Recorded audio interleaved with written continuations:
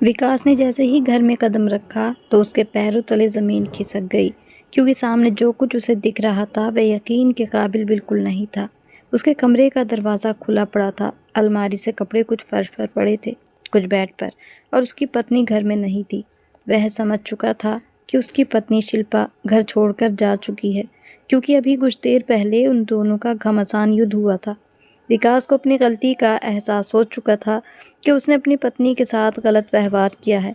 इसीलिए वह तुरंत ही स्टेशन की तरफ दौड़ा कि वह अपनी पत्नी को वापस लेकर आएगा। पर इधर-उधर ढूंढने के बाद भी उसकी पत्नी उसको कहीं नहीं मिली। इसीलिए उसने सीधा ट्रेन पकड़ी और दिल्ली की तरफ रवाना हो गया, जहाँ उसकी पत्नी का मायका था।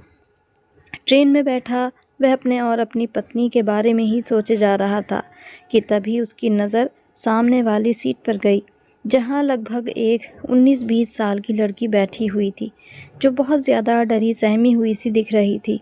विकास ने उस लड़की से हमदर्दी जताते हुए बात करने की कोशिश की और उससे परेशानी का कारण पूछा, तो जो कुछ उस लड़की ने बताया वह सुनकर तो विकास के पैरों तले ज़मीन निकल गई, क्योंकि उस लड़की के हाथ में जो बैग था, उस बैग में विकास एक सिविल इंजीनियर था और वह मुंबई से इलाहाबाद आया था, क्योंकि उसे इलाहाबाद में एक अस्पताल का मैप तैयार करना था, जहां पर उसने पहली बार शिल्पा को देखा था।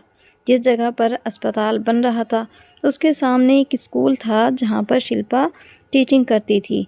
फिर विकास ने किसी के द्वारा शिल्पा का फ़ोन नंबर लिया और यूं इन दोनों की बातचीत शुरू हो गई थी। शिल्पा भी विकास को काफ़ी पसंद करने लगी थी, लेकिन शिल्पा के पिता उसकी शादी दिल्ली से कहीं दूर किसी दूसरे शहर नहीं करना चाहते थे। शिल्पा विकास को मनाना चाहती थी कि वह यहीं दिल्ली में ही शिफ्ट हो जाए, लेकिन इस बात पर विकास ने साफ इनकार कर दिया और कहने लगा, मैं तुम्हारे पिता से बात करना चाहता हूँ।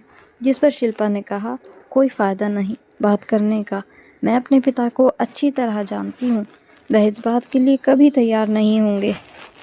खैर, बात करने में क्या हर्ज था। विकास के पास अच्छा रोजगार था। उसने शिल्पा के पिता दिग्विजय चौहान से बात की। उनसे यही कहा कि मैं अपनी माँ को आपके घर भेजना चाहता हूँ, आपकी बेटी के रिश्ते के लिए। मैं आपकी बेटी को बहुत पसंद करता हूँ और हमेशा आपकी बेटी को खुश रखूँगा। दिग्विजय चौहान ये सुनकर पहले तो गुस्सा भरे अंदाज में कहने लगे, तुम्हारे घर में कोई बड़ा तो होगा जो तुम खुद ही अपनी शादी की बात करने चले आए। ये बात सुनकर विकास को थोड़ा बुरा लगा, लेकिन क्योंकि दिग्विजय प्रताप एक किरदार इंसान थे और उसूलों के पाबंद थे, इसीलिए विकास वहाँ से चुपचाप वापस आ गया। विकास ने अपनी माँ को कॉल की और उनको फिर सारी बात बताई, तो वह हैरान हुई और कहने लगी, विकास बेटा, ये क्या बात हुई? तू इतनी दूर शादी करेगा, पहले क्यों नहीं बताया? खैर, माँ को ये सुनकर खुशी भी बहुत हुई और दूसरे ही दिन वह मुंबई से इलाहाबाद पहुंची। विकास की माँ ने जब शिल्पा को देखा तो काफ़ी खुश हुई और दिग्विजय चौहान से बात करने लगी और उन्हें इस रिश्ते के लिए राज़ी करने की कोशिश करने लगी।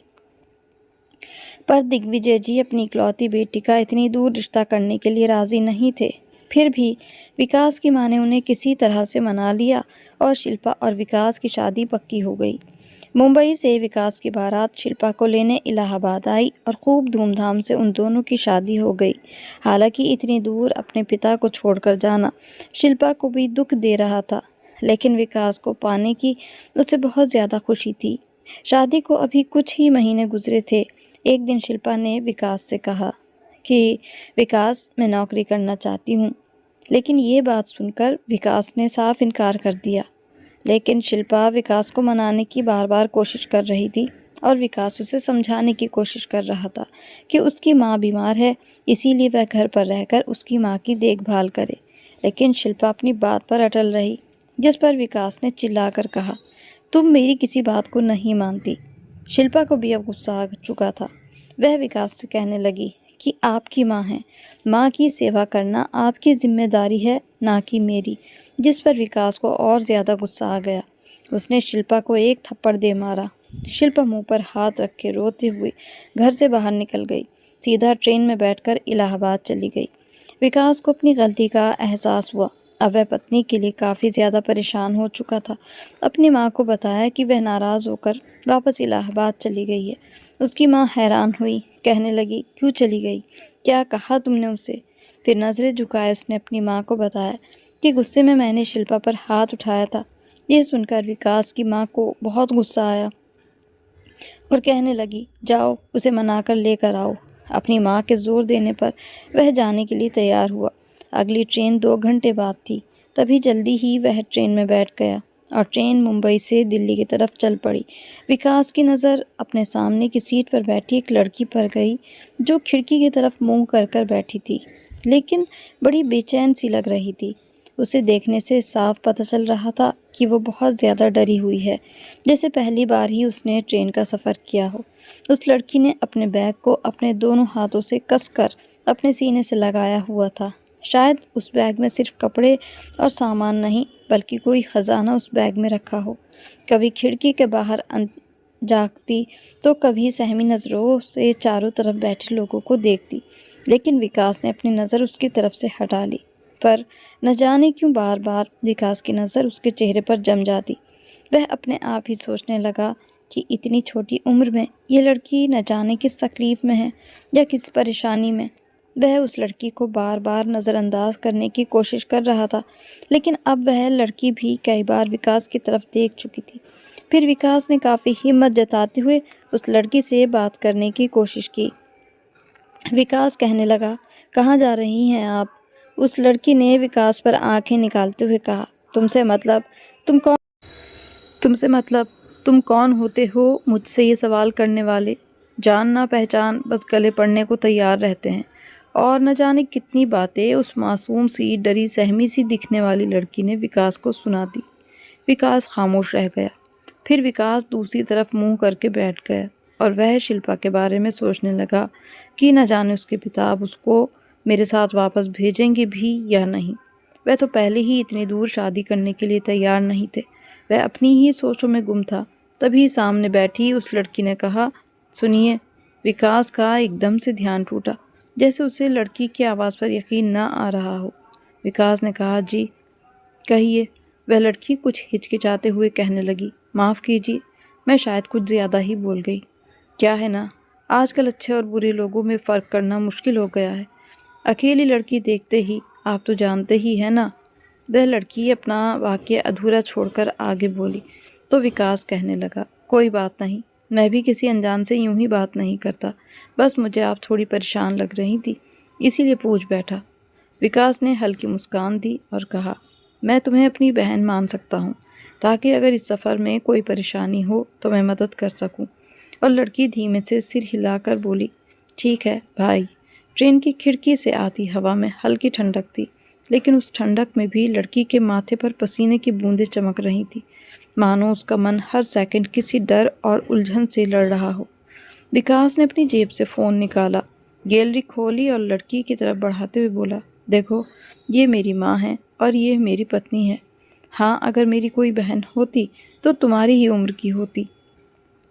लड़की ने फ़ोन देखा और एक पल के लिए उसके होठों पर हल्की मुस्कान आई, लेकिन वह तुरंत ही गायब हो गई, जैसे मुस्कुराने की इजाज़त उसके दिल ने ना दी हो।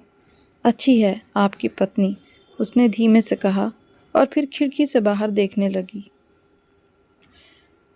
विकास ने बिना रुके बात जारी रखी, अगर बुरा ना मानो तो पूछूं, कहाँ जा रही हो?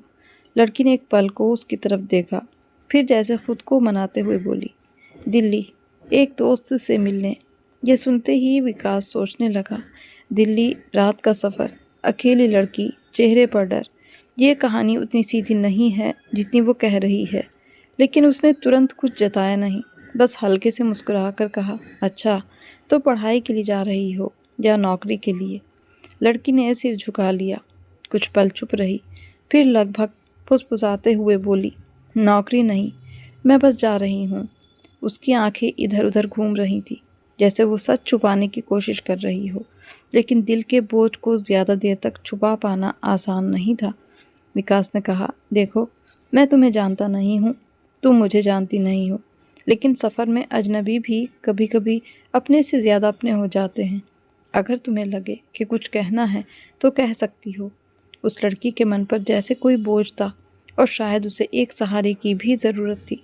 कुछ देर खामोश रही, फिर उसने कहा, मेरा नाम रोशनी है और मैं घर छोड़कर जा रही हूँ अपने प्रेमी के पास।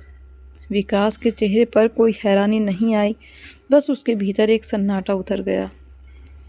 उसने कुछ सेकंड तक उस लड़की को देखा और फिर पूछा, घर छोड़कर क्यों? रोशनी की आंखें नम हो गईं, लेकिन उसमें जिद भी थी, क्योंकि घर वाले कभी हमें साथ नहीं रहने देंगे। वो मुझसे मोहब्बत करता है और मैं उससे। मैंने उससे वादा किया है कि मैं हमेशा उसके साथ रहूँगी। घर में मेरी मम्मी पापा और 2 छोटे भाई। उस लड़की ने जवाब दिया, मैं घर की अकेली बेटी हूँ। हालांकि सभी मुझसे बहुत प्यार करते हैं, लेकिन अब ये सब मायने नहीं रखता, क्योंकि मैं उसे चुन चुकी हूँ। विकास ने उसकी तरफ देखा। क्या सच में उसका प्यार तुम्हारे घर वालों के प्यार से ज़्यादा है? ये सवाल जैसे रोशनी के दिल पर चोट कर गया। शायद पहली बार उसे एहसास हुआ कि जो रास्ता उसने चुना है वो उतना आसान नहीं है। ट्रेन अपनी रफ्तार में आगे बढ़ रही थी। विकास अब जान चुका था कि ये सिर्फ एक सफ़र नहीं, बल्कि एक लड़की की ज़िंदगी का सबसे बड़ा मोड़ है। उसने धीरे से कहा, अगर बुरा न मानो तो एक सवाल पूछूं? रोशनी ने सिर उठाकर उसकी तरफ देखा। हाँ पूछो भाई। जब तुम घर छोड़ कर आई तो अपने साथ गहने और पैसे भी लाई होंगी। रोशनी ने बिना हिचक जवाब दिया। हाँ, मेरे प्रेमी ने कहा था कि जब तक हम कहीं बसते हैं तब तक ये काम आएंगे। उसके पास अभी पैसे नहीं हैं और वो मुझ पर बोझ नहीं डालना चाहता। तो क्या वो तुम्हारे खर्च के लिए तुम्हारे घर के गहनों और पैसों पर निर्भर रहेगा? क्या वो खुद 2 महीने तुम्हारा खर्च नहीं उठा सकता? रोशनी का चेहरा थोड़ा कठोर हुआ। आप ये क्यों कह रहे हो? वो मुझसे बहुत प्यार करता है। विकास ने बात को वहीं रोक दिया। वो जानता था कि सीधे सीधे कहने से रोशनी नहीं मानेगी। कुछ पल सोचकर उसने कहा, ठीक है बहन, अगर तुम्हें यकीन है कि वो तुमसे सच्चा प्यार करता है तो एक छोटा सा टेस्ट कर लो। रोशनी ने हैरानी से पूछा, कैसा टेस्ट? विकास ने फुसफुसा कर कहा, उसे फ़ोन करो और कहो कि जब तुम घर से निकल रही थी तो घर वालों ने तुम्हें पकड़ लिया, लेकिन उन्होंने तुम्हारी शादी उसी से करने के लिए हाँ कह दी है। उससे कहो कि अब वो कल ही तुम्हारे घर आकर पापा से बात करे और शादी की तारीख पक्की करे। रोशनी ने कहा, लेकिन ये झूठ होगा। विकास ने गंभीर आवाज़ में कहा, कभी कभी सच जानने के लिए एक छोटा सा झूठ ज़रूरी होता है। अगर वो सच्चा है तो ये सुनकर खुश होगा और कल तुम्हारे घर आकर बात करेगा, और अगर उसके इरादे साफ नहीं हैं तो जवाब ही साफ मिल जाएगा।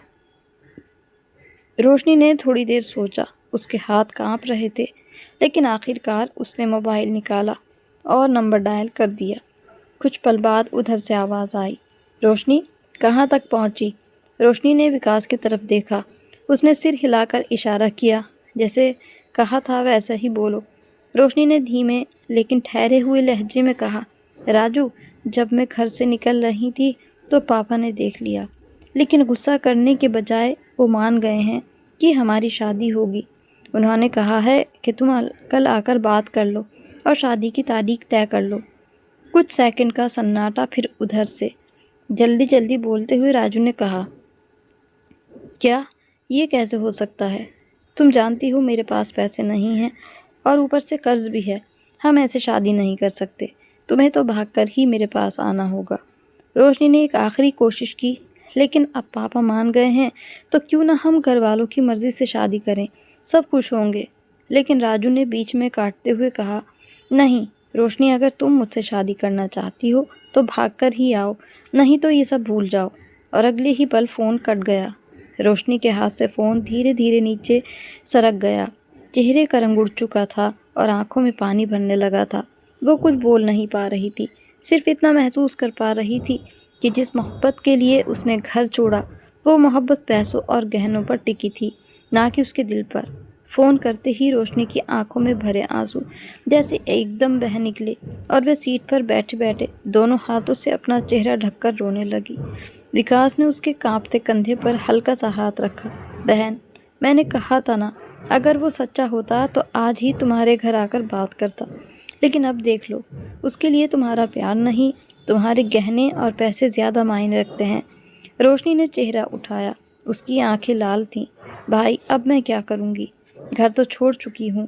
पापा मुझे माफ़ नहीं करेंगे, सिसकते हुए उसने कहा। विकास ने मुस्कुराते हुए कहा, तुम बस नंबर डायल करो, बाकी बात मैं संभाल लूँगा। रोशनी ने कांपते हाथों से मोबाइल उठाया, अपने पिता का नंबर मिलाया। फ़ोन की घंटी बजी। दूसरी ओर से फ़ोन उठाया, उदास और भारी आवाज़ विकास के कानों में पड़ी। विकास की आवाज़ सुनते ही उस लड़की के पिता गुस्से में बोले, कौन हो तुम और मेरी बेटी का नंबर तुम्हारे पास कैसे आया?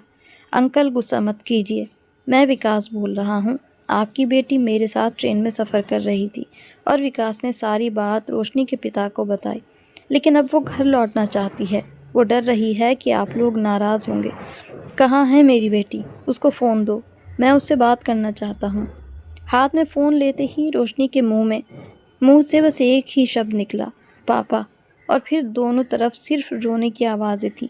पापा ने धीमे से कहा, बेटी गलती हो गई, लेकिन अब इस गलती को आगे मत बढ़ाओ। तू बस वापस आ जा।